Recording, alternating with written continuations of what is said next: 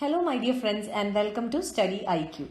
I am Joy and today in this lecture we will discuss about 50 years of bank nationalization in India. So we will discuss about what is bank nationalization, what were the objectives of bank nationalization and where the objective is met and what are the present crises in the banking sector in India. So we will discuss all this in this lecture, and also this is a very important topic for any competitive examination. Bank nationalization and related events are very important for any examination. If you take the case of UPSC, if you look at the previous year question papers, there were questions from bank nationalization or any topic that is connected with bank nationalization. So let us start. Let us first understand what is the current affair. So July 19th of 2019 marks the 50th year of bank nationalization. It means that the bank nationalization was done in the year 1969. So now July 19th of 2019 marks the 50th year of bank nationalization in India.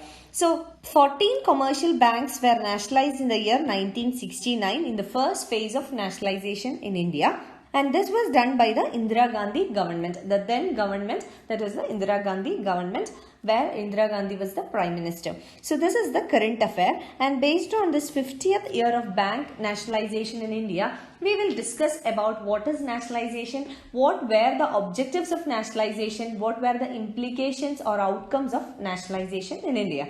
So let us start. Let us first understand what is meant by bank nationalization, what was it all about.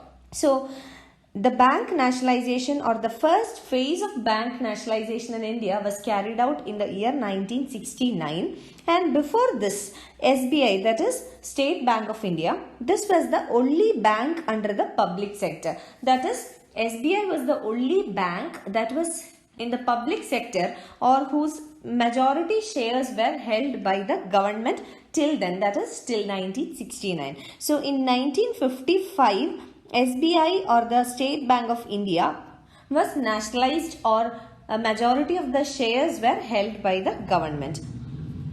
And the bank nationalization in India was carried out through the Banking Companies Acquisition and Transfer of Undertakings Ordinance of 1969. So it was done through an ordinance, and 14 major private banks were nationalized in the first phase of bank nationalization in India. So why do we say 14 big private banks or 14 major private banks? This is because these 14 major private banks held almost 80% of the bank deposits of the country. That means a very majority, 80% of the total deposits of the population in the country were held by this 14 major banks. So these 14 major banks were nationalized, or these banks were brought under the control of the government. So through nationalization, the majority shares of the banks are held by the government, and also that the control or the management of the banks are also done by the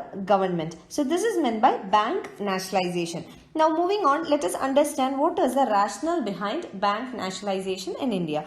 So the first rationale was regarding the reach and flow of credit to important sectors. Now we have seen that the 14 major commercial banks that were nationalized in the first phase, that is in 1969. So this 14 major banks, they held almost 80% of the total savings in the country. So for a bank, the credit flow or the loans of the banks come from savings, and therefore savings play a major role. So there were issues related to the reach and flow of credit to important sectors. Important sectors in the sense that agricultural sector, priority sectors, small industries, etc. So these major banks who held a majority of the shares in the savings of the economy, they did not allow the credit to flow to important sectors. So government felt it very important that the government should control the credit flow through nationalizing the banks and thereby taking control of these banks, so that the savings of these banks can be utilized for providing credit to the most important or the priority sectors in the economy.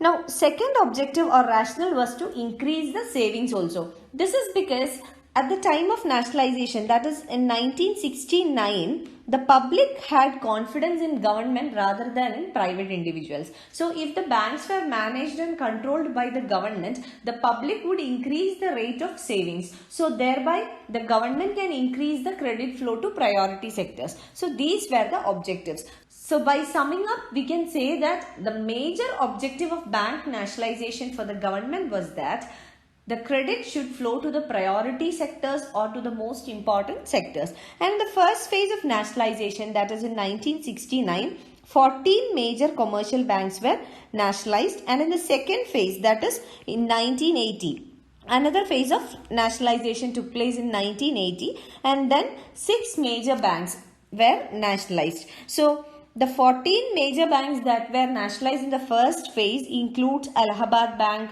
Bank of Baroda, Bank of India, Bank of Maharashtra, Central Bank of India, Dena Bank, Canara Bank, Indian Bank, Indian Overseas Bank, Punjab National Bank, Syndicate Bank, UCO Bank, Union Commercial Bank, Union Bank and United Bank of India. So these were the 14 banks that were nationalized in the first phase. And in the second phase, that is in 1980, another 6 more banks were nationalized, and these banks include Punjab and Sindh Bank, Vijaya Bank, Oriental Bank of India, Corporate Bank, Andhra Bank and New Bank of India. So these were the 6 other banks that were nationalized. So in total 20 banks were nationalized.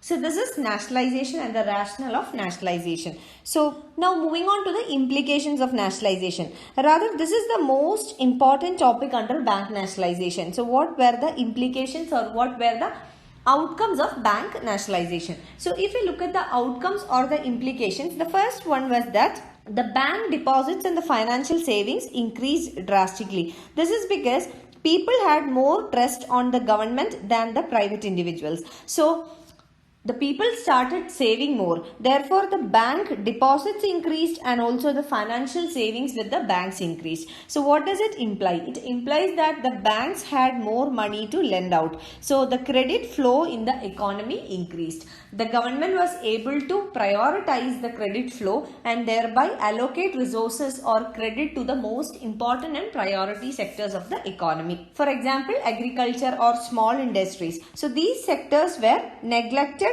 in the earlier times when the banking industry were in the private hands. Now the government can use the savings that are mobilized from the public for providing credit to the most important and most priority sectors in the Indian economy. So that was the first and the most important implication of bank nationalization. Now second implication is that the profitability and the efficiency of the banks came down. This is because there was increased political interference or political intervention. So if we take the example of a private company and a public company, let us take for example the case of TCS, Tata Consultancy Services, and let us also take the example of a state electricity board.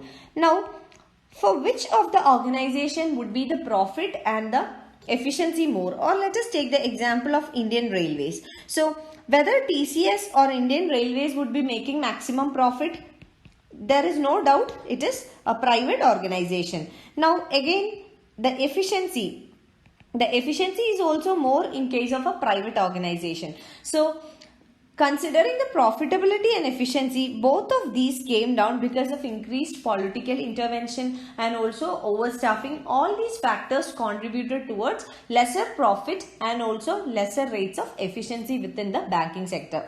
So these are the implications of bank nationalization. Now, if we look at the current issues in bank nationalization or the banking sector as such in India, we will see that the first major challenge is regarding the recapitalization. If we consider the fiscal position of the government is not in a very good position to recapitalize the banks again and again. But the government is doing this in order to meet the challenges of non-performing assets in the banking sector. So this is the first challenge. So government is providing recapitalization packages, which in turn increases the liability of the government. So in order to take the banks out of prompt corrective action, the public sector banks out of prompt corrective action, the government had introduced recapitalization packages. But it is helping the banking sector on one hand, but on the other hand, it is creating a fiscal liability for the government. That is one challenge that needs to be addressed.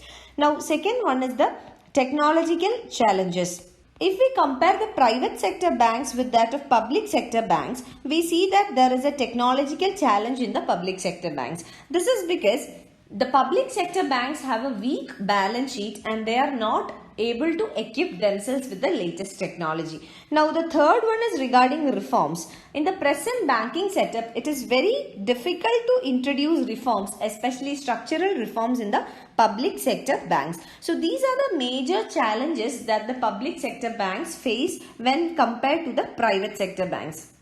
So when we talk about the 50th anniversary of bank nationalization in India, it is high time we think about the NPAs, increasing non-performing assets in the banking sector, especially in the public sector banks, and to take corrective action in order to revive our public sector banks in the banking industry.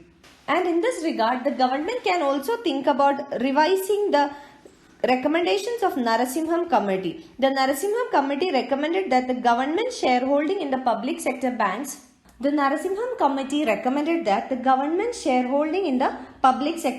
should be brought down to 33%. So this was the recommendation of the Narasimham Committee. So in this context, the government can even think about bringing down the shareholding of the government in the public sector banks. So this will give the public sector banks much needed functional autonomy. So they will be able to make their own decisions in order to take their own reforms, especially structural reforms and technological adoption, and also they will find ways and means to come out of the NPAs or the non-performing assets. Now the government is adopting the recapitalization plans. So instead of recapitalization, autonomy will give the banks themselves the space to come up with ideas that will help them to come out of the NPA crisis. So all these can be thought about in this 50th year of bank nationalization. So government should give much focus on banks, especially the public sector banks, and to help the banks revive out of the present crisis in the banking sector.